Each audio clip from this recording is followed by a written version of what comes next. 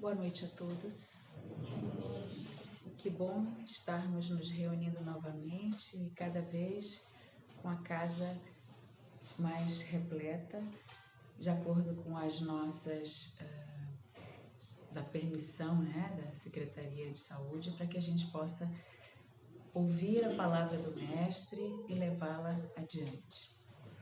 Então vamos preparar as nossas mentes, elevando o nosso pensamento ao alto, agradecendo a esses espíritos bondosos que aqui comparecem para nos auxiliar na explanação doutrinária, ao nosso Pai, que permite a vida, a reencarnação, e gratos ao nosso Mestre querido pelo seu Evangelho, que ele possa ser o nosso manual de instrução para seguirmos nesta vida, aprendendo sempre, seguindo seus exemplos. Obrigada, Pai, que esta noite seja repleta da paz do Mestre e de muita harmonia, e que assim seja. O tema desta noite é um tema retirado do livro Caminho, Verdade e Vida. O meu é bem antiguinho, eu fui olhar nas referências editoriais e descobri que ele tem 40 anos e me assustei. Não sei como é que ele veio parar na minha vida, porque há 40 anos atrás eu não conhecia a maravilha que é a doutrina espírita. E hoje a capa dele é assim, tem a edição maior, com letras maiores e parágrafos mais fáceis para quem precisa de óculos, e a edição menor. E esse livro, então, faz parte de uma coleção que é a coleção Fonte Viva. São 5 livros.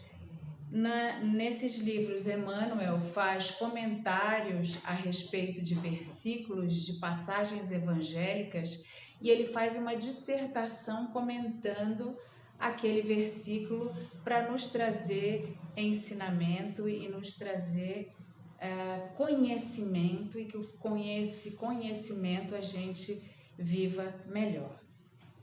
E aí o versículo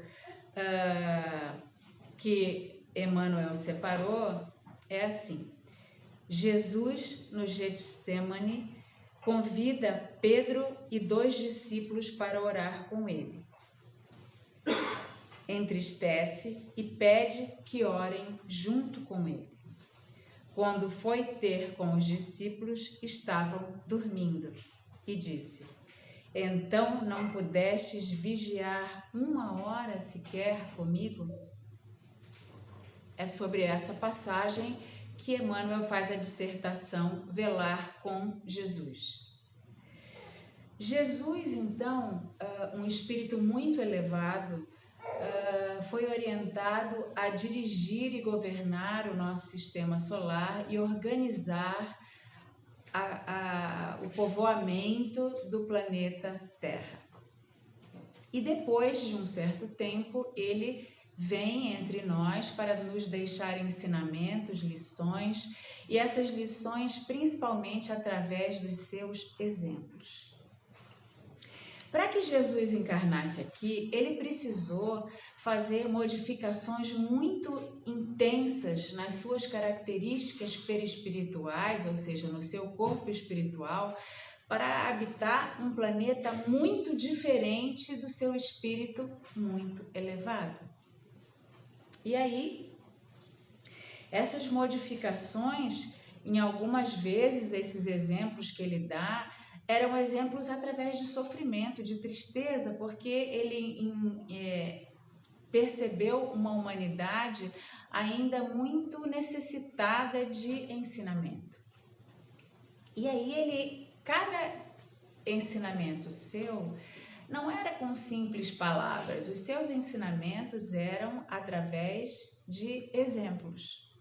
Quando, por exemplo, ele vai falar sobre a fé, ele testemunha situações onde ele ensina aos discípulos essa situação. Então, quando numa passagem que ele estava fazendo a preleção para as pessoas, uma mulher com uma doença ginecológica, um sangramento muito intenso, já tinha ido a vários doutores daquela época, e ela consegue tocá-lo e no pensamento dela, ela diz: quando eu enxergar Jesus ou quando eu tocar no seu manto, eu tenho certeza que eu ficarei curada. E aí Jesus procura quem me tocou.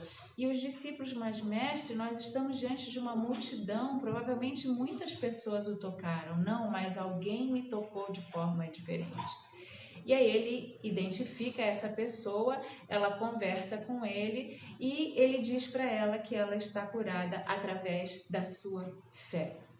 Assim foi com o cego, assim foi quando ele expulsa os espíritos obsessores que estavam incomodando ou atrapalhando o adolescente, e o soldado vem pedir ajuda a Jesus. Quando o centurião vem pedir por um filho de um outro funcionário seu: mestre, não precisa que vá até a casa dele, apenas faça uma prece que eu tenho certeza que ele ficará curado. Então, Jesus testemunha para os apóstolos: nunca vi fé tão grande. Isso é um exemplo de fé. Então, Jesus exemplificou os seus ensinamentos através de fatos palpáveis para que não só os apóstolos, os seus discípulos, pudessem apreender aquela lição. Ele falou sobre a bondade, sobre a compaixão quando ele explica a parábola do bom samaritano. Ele fala que a gente não deve julgar para não ser julgado quando ele salva do apedrejamento a mulher adúltera e a adverte para que não peques mais. Então, ele fez as preleções sempre com exemplos palpáveis para que isso fosse mais fácil de nós aprendermos. E posteriormente, os evangelistas deixaram isso por escrito, muitos anos depois do seu desencarne na crucificação. E sabendo que exemplificar e aprender isso não seria fácil, ele escolheu a dedo pessoas que ele sabia que, quando ele não estivesse mais entre eles, eles continuariam levando esses exemplos. Então, ele escolheu os discípulos, convidou para que ele os acompanhassem, não seguidores, e aí Emmanuel fala, não seguidores tímidos, mas sim discípulos conscientes de suas obrigações. E aí ele adverte que na passagem evangélica, mesmo essas pessoas conscientes das suas obrigações, adormeceram na hora de velar com Jesus. E aí Jesus não se decepcionou, porque ele conhecia e nos conhece a cada um de nós com as nossas imperfeições e as dificuldades que nós temos para sermos esses discípulos, porque nós somos. Nós não somos os discípulos tímidos. Nós já estamos aqui nos bancos das casas espíritas, nós já participamos de grupos de estudo, nós já fazemos o evangelho no lar. Então, nós somos esses discípulos capazes de levar o ensinamento de Jesus adiante. E ele continua nos convocando para que sejamos devotados colaboradores no que é necessário. Quantas pessoas foram consoladas pelos ensinamentos que nós aprendemos no Evangelho nessa pandemia? Quantas vezes o Evangelho de Jesus e o Evangelho no lar nos consolou diante das nossas perdas, diante das nossas desesperanças, diante das nossas dificuldades, para que nós não entrássemos em desespero, porque muitos entraram. E aí, a tarefa, mesmo pequena, é de fundamental importância para cada um de nós. Quando a gente exemplifica a bondade, a compaixão, para quando a gente se coloca no lugar do outro, quando a gente forma um mutirão para orar para alguém que está doente, quando a gente forma um mutirão para arrecadar utensílios, roupas de cama para alguém que perdeu a casa num incêndio, ou simplesmente pelo fato de orar por aqueles que sofrem, por aqueles que estão nos presídios e nos hospitais. Então, essa é a nossa função que Ele conta conosco. Só que de vez em quando a gente adormece também. A gente também desanima e, entre aspas, se sente cansado e pega no sono, assim como Pedro, não são esses 2 discípulos que ele cita, desculpa, assim como os 2 discípulos que Jesus convida a orar com ele. Mas ele, sabendo disso, ele quer que a tarefa e ele confia que uma hora nós vamos cumprir a missão, assim como os discípulos cumpriram, né? E nós, então, com o conhecimento que a doutrina espírita nos dá, com o seu evangelho, com as explanações doutrinárias, com esses livros que a gente cita para vocês, hoje com a internet, se eu não quiser, por exemplo, adquirir o livro, eu vou lá no site da Federação Espírita Brasileira e tem o PDF para eu baixar. A gente consegue ler. Então, esse conhecimento está acessível para a gente alcançar. E aí vem a pergunta: quais serão as tarefas que Jesus está nos confiando? Essa pergunta é muito importante. Será que Ele não confia que nós sejamos mais pacientes com aquelas pessoas dentro das nossas 4 paredes? Será que Ele não confia que nós estaremos firmes, de ânimo forte, diante das dificuldades, quando nós entendermos o porquê da dor, o porquê da reencarnação? Será que Ele não quer que a gente acolha um espírito que vem no nosso lar, às vezes de forma imprevista? Será que Ele não quer que nós deixemos de tentar a gravidez e adote uma criança que está nos orfanatos? E assim como tantos outros eventos que estão ao nosso alcance e a gente adormece na hora da tarefa, né? E uma verdade que cabe a todos nós, de uma maneira ou outra, a gente está executando primeiro os nossos desejos, as nossas vontades, através ainda dos resquícios ou da imensidão de egoísmo que ainda há dentro de nós. A gente sempre deixa para depois as tarefas do Cristo.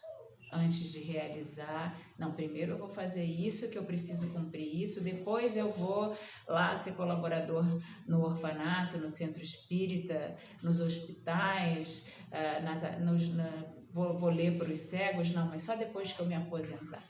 Aí eu me aposento, é só depois que eu reformar a casa. Só depois que eu terminar isso. Então a gente fica adiando até que a desencarnação chega. E aí a gente chega lá do outro lado, a gente, como eu perdi tempo com coisas tão fúteis, tão pequenas.